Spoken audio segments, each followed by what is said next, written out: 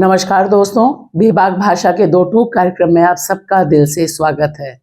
एक सीधा सवाल, भ्रष्ट आचरण क्या है, भ्रष्टाचार क्या है और क्या पॉलिटिक्स में सब कुछ जो सत्ता करती है वो जायज हो जाता है, भ्रष्टाचार या भ्रष्ट आचरण से दूर हो जाता है, या फिर जब जजेस और खास तौर से यहाँ मैं जिक्र करना चाहूंगी पश्चिम बंगाल कोलकाता के हाई कोर्ट के जो जज हैं, उन्होंने जिस तरह से पूरी की पूरी प्रक्रिया बताई कि वह इस्तीफा देना चाहते हैं और चुनाव लड़ना चाहते हैं, क्या यह सारा आचरण भ्रष्ट आचरण में गिना जाएगा?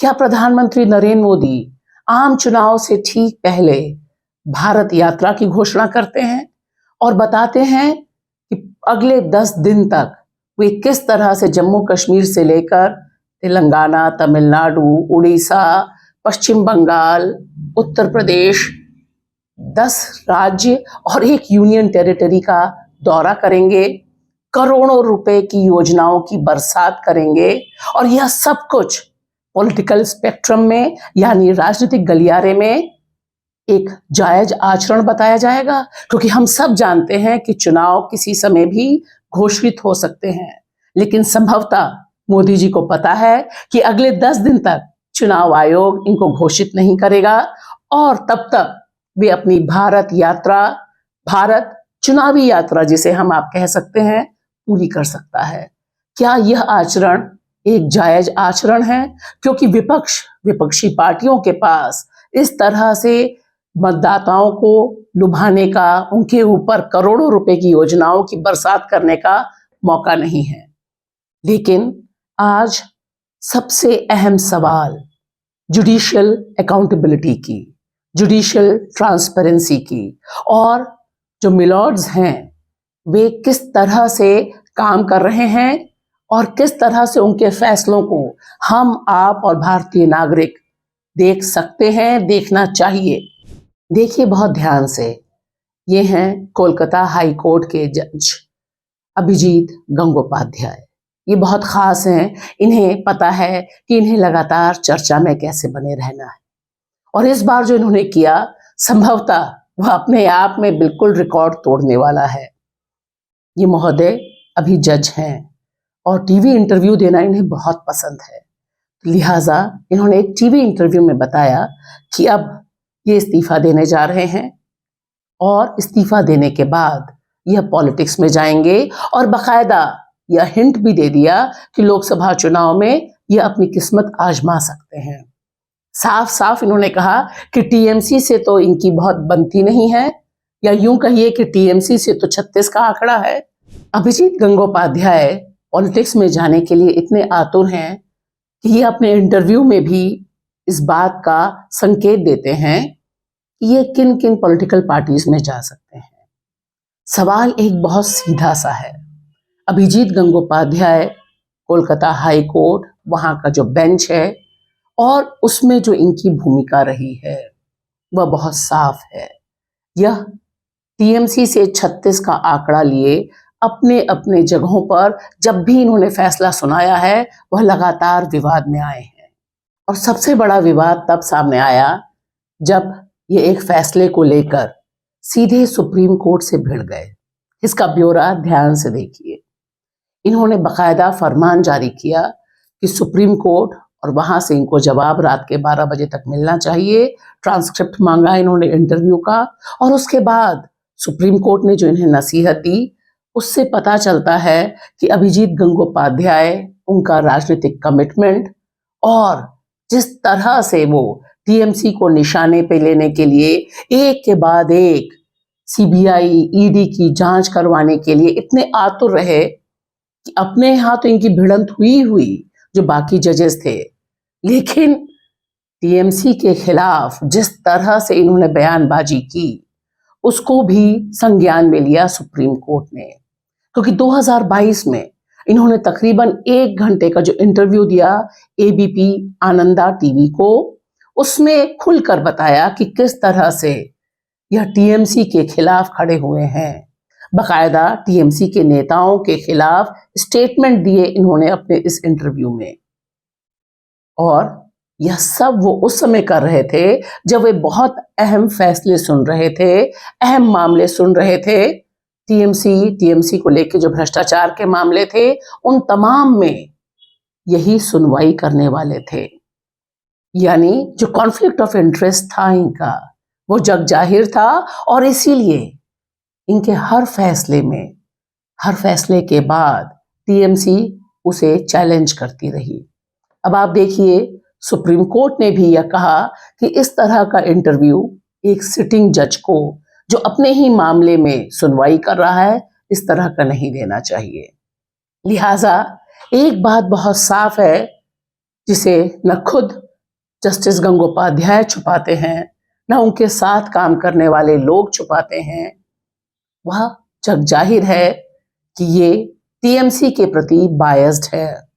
टीएमसी से इनका जो 36 का आंकड़ा है, वो इनके तमाम फैसलों में जाहिर होता है। और ऐसे में हाई कोर्ट के जज का यह कहना कि मैं फलाना तारीख को इस्तीफा दे रहा हूं और इसके बाद चुनाव में अपनी किस्मत आजमाऊंगा, मैं एक बंगाली हूं और यह नहीं कर सकता। अब ये देखिए, ये जो पूरा घटनाक्रम है वह बता रहा है कि जो न्यायिक शुचिता की हम बात करते हैं, जिस जुडिशियल ट्रांसपेरेंसी की हम बात करते हैं, जिस जुडिशियल जस्टिस की हम बात करते हैं, वह इनके व्यवहार में कहीं दिखाई नहीं दी। इसीलिए तमाम लोगों ने इस पे इस तरह से कमेंट्स किए हैं। लेकिन यहां मामला थोड़ा बड़ा है।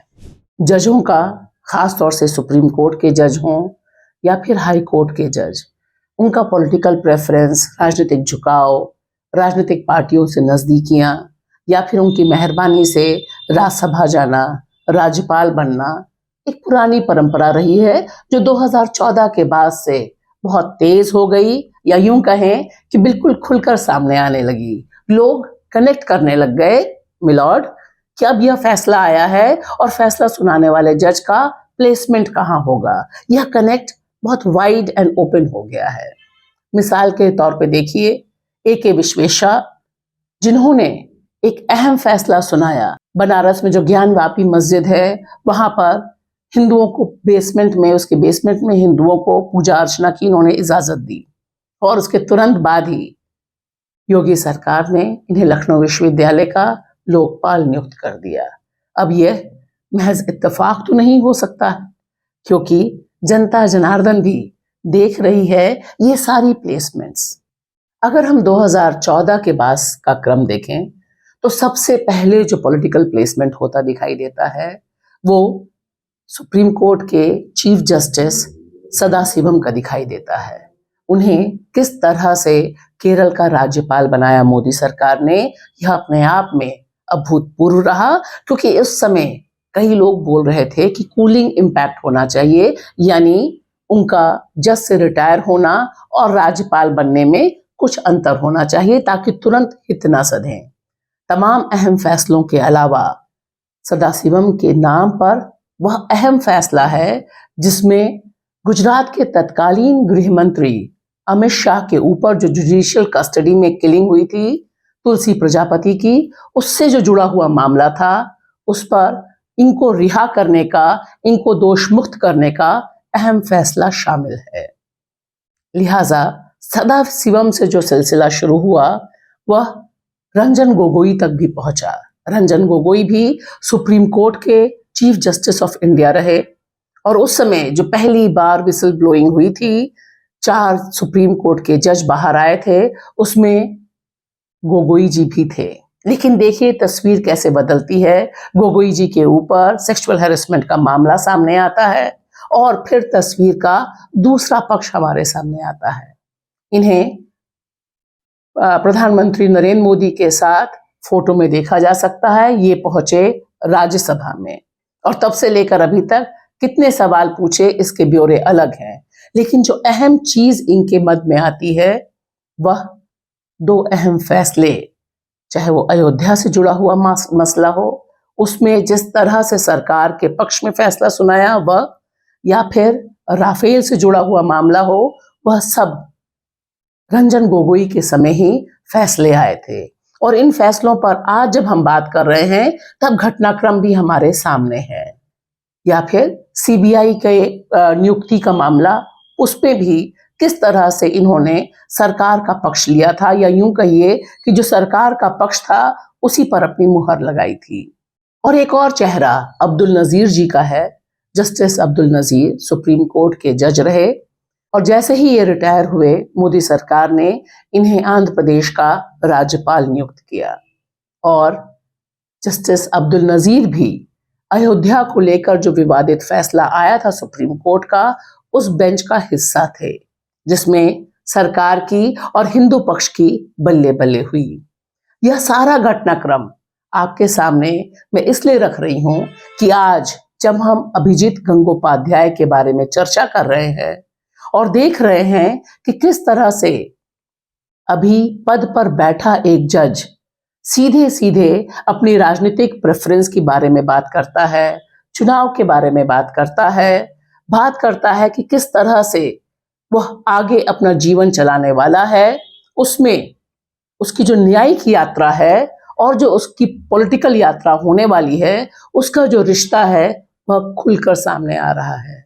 और शायद 2014 के बाद से जो एक इस तरह की साझेदारी सामने आ रही है, उसी का नतीजा अभिजीत गंगोपाध्याय हैं। और यहाँ हैरानी की बात यह है कि उनके इस फैसले से एक तरफ टीएमसी कह रही है कि यह तो होना ही था, उनके सारे फैसले इसी क्रम में दिखाई देते हैं, और भारतीय जनता पार्टी निश्चित तौर पर उस पर खुशी है। सबसे हैरानी वाला बयान कांग्रेस नेता अधीर रंजन चौधरी का आया है। उन्होंने कहा है कि अगर वे कांग्रेस के साथ चुनाव लड़ना चाहते हैं तो कांग्रेस इसका स्वागत करेगी, अगर किसी और पॉलिटिकल पार्टी में जाते हैं तब तो वहां राजनीतिक फैसले अंतर रहेंगे। अधीर रंजन चौधरी जी, आप इंडिया गठबंधन के साथ दूसरे ढंग के अलायंस में जा रहे हैं, और वहां पर ऐसे एक जज को आप चुनाव लड़ाने की तैयारी कर रहे हैं कांग्रेस से, जो टीएमसी के खिलाफ लंबे समय से मोर्चा खोले हुए है और जिसके पॉलिटिकल प्रेफरेंसेस कहीं से भी ढके या छुपे नहीं। इस तरह की राजनीतिक नासमझी किस तरफ ले जाएगी कांग्रेस को, यह एक बड़ा सवाल है। शुक्रिया।